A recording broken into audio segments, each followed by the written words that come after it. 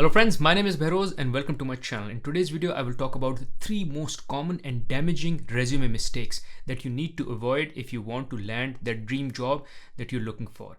And note, the third one is the most important one. So make sure you stay tuned all the way till the end of this video, because if you miss on the third one, then again, you will miss on getting your resume right and in the right hands and getting that perfect job. Now, before moving into the video and calling out those 3 key mistakes, I have one special request of you. One, please smash the like button, as this is important for me, helps me stay motivated. And if I'm motivated, I can improve the quality and the quantity of content that I post on this channel. And second, if you've not subscribed to the channel already, please do subscribe to the channel as well, because on this channel, I post content pertaining to how you can go about achieving career and financial success. Now let's get rolling into the 3 key important mistakes that you need to avoid in your resume. Number 1 is formatting. Don't have a bad format. Now, bad format is not just an ugly formatted resume. Of course, you need to avoid an ugly formatted resume. Your resume needs to be very neat, very clean, and easy to read. Here, what is important is that you follow a standard format on the resume. Don't try to get fancy with your resume. Follow a very standard, simple format. If you become too fancy with your resume, you end up into 2 different issues. One is the ATS system, which most of the organization use in order to scan resumes and shortlist them, may not be able to read your resume if it has very fancy or very different kind of formatting, which is not standard or which is not a resume rule. If you have such a formatting, the ATS system may not be able to read your resume properly. If it is not able to read your resume properly, it won't be able to pick the relevant details, and hence your resume will not get shortlisted.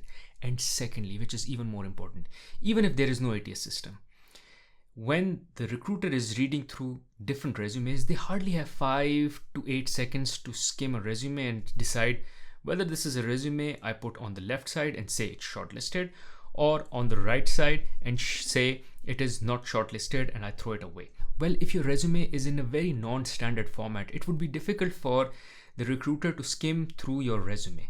And if it is difficult for them to skim through your resume, they only have 5 to 8 seconds.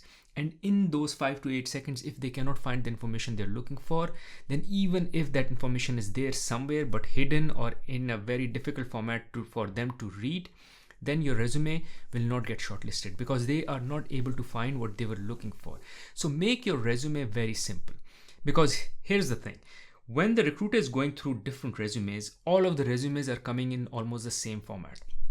By format, I mean there is your name, there is your address, then your work experience with headings of different roles and companies you work with, and the dates and timings of those roles. Suddenly, if you have a resume format which is very different, let's say if you bring in education first and you bring the work experience later, the recruiter who's reading through the resumes will suddenly be taken aback. And it will take him more time to understand what is this new document or new kind of format that he or she is looking at. And if out of those 8-10 seconds, most of the time is consumed in trying to understand the format itself as against the content, well, there is not a good chance that your resume will get selected. So hence, make sure it follows a standard format. Another piece which is important in formatting is to make sure that you don't have any grammatical mistakes, any spelling errors. Of course, I assume you will be making use of the technology or a Word document or any other technology which will spell check or grammatical checks will be done on your resume. Make sure even if there is no auto grammatical or spell check, you do run through grammatical and spell check. You don't want any mistakes on your resume, because in case there is any mistake, it will leave an extremely bad impression. So make sure you try to avoid any such mistake on your resume, whether it's spelling or grammatical error. Another important piece with regards to formatting is make sure your resume is not extra long. If your experience is within 15 to 10 years, it's best to have 1-page resume. If you're more than 15 years and you really want to stretch it, maybe 1.5-page resume if your experience is around 20 years. And maybe if it's 20 plus, at best 2-page resume and not more than that. Now, the reason it is better to have a shorter resume is because the recruiter would be looking for key highlights. Now, you can have a 2-page resume and spread your key highlights on 2 pages as against having 1-page resume and put all your key highlights on that one particular page. Essentially, there are 5 to 6 key highlights that you really want the recruiter to know. And that is the only time or And given the amount of time that the recruiter has, it would be difficult for them to read more than 6 things in any case. And given the amount of time that the recruiter has, it would be difficult for them to take note of more than 5 things. So essentially what you want to do is you want to make sure that out of all your experience, those 5 things are very easy to find in a resume. And once anyone who looks at the resume can easily find it. If you have a 2-page resume, it would be difficult to find those 5 things, those key 5 things. They would be spread across somewhere here and there. So it's better to have a concise resume. Rather, essentially the idea is telling the recruiter, these are the 5 things you should be looking for, and just calling them out altogether. Of course, it doesn't work that way. You need to follow a certain format, as I previously said, and hence it's best to have a shorter resume so the recruiter can read it and find the relevant information that they are looking for. Now, the next critical mistake that you need to avoid is not showing impact. Your resume should be showing the impact that you've created in your previous work experience. There are many people who just focus on their titles and their job responsibilities, and that is it. What you need to talk about is what were your achievements, and those achievements should be quantifiable. That is, there should be some numbers around it and some metrics around it as to how much sales growth did you bring about, how much profit growth did you bring about, and what was the project itself. So for instance, you can talk about how you changed the search strategy by focusing on audience, which is high worth audience, in order to improve the return on the investment by 10 percentage points. In this way, you are kind of explaining what was the impact and how did you go about making that impact, what was the metrics, and again, what was the quantifiable result out of that particular investment or initiative that you did.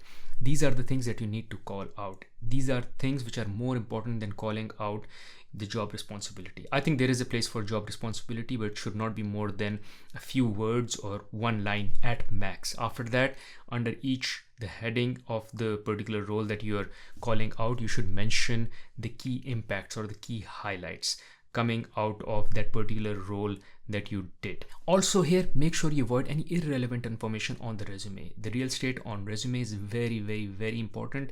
And as I said previously, there is no reason of extending the size or the length of the resume just by entering or adding details which are not relevant for the job. Any hobbies, any interests that you have which are not relevant for the job, don't mention them. Only mention the things which are most critical and most important for that particular role itself. And this brings me to the third mistake that you need to avoid, which is not tailoring your resume according to the job itself.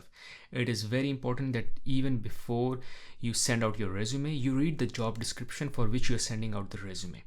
Then take your resume and make sure that the resume reflects the job description. Like if the recruiter is reading your resume, they can go like, yes, this is the job description I have and this resume matches the job description. Here, one tip that you can make use of is throw in the job description in any AI model and ask the AI model to pull out the keywords or key responsibilities or key skills that this particular job description is looking for. Probably they'll give you 5 to 8 skills and 5 to 8 key responsibilities or keywords. Make sure those keywords are reflected in your resume. They are baked in the resume as part of the key activities that you've performed in your past life, in your past work experience. Because if you're not able to curate your resume according to the job description, then one, it would be very difficult for the recruiter to read your resume, because when they are reading the resume, they are looking for those particular keywords, and especially the person who's scanning the resumes. They may not be the hiring manager themselves. They may be someone else, someone in HR who's kind of just filtering the resumes. They've been told that you just need to bring 5 to 8 good resumes to me. And how would they go and filter the resumes? They'll just pick up those keywords.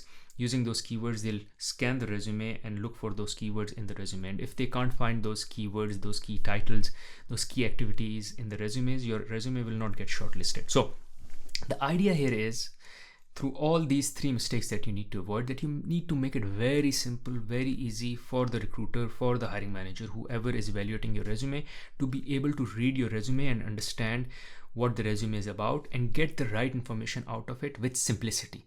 The difficult you make it for them, the less chance you have for your resume to get shortlisted. Hopefully guys, after watching this video, you will be able to incorporate these key 3 things that I called out in this particular video and would be able to improve on your resume.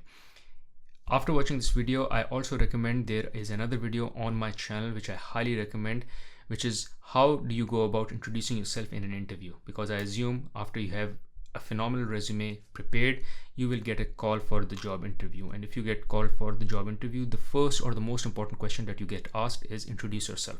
So for that, check out this video. Other than that, there is another video on my channel where I talk about how you can go about controlling your nerves in the interview. I get nervous as well if I have to take an interview. I know many people who I coach, they get nervous as well. So it is important for you to know how you can calm down your nerves. You can check out the video here. Thank you.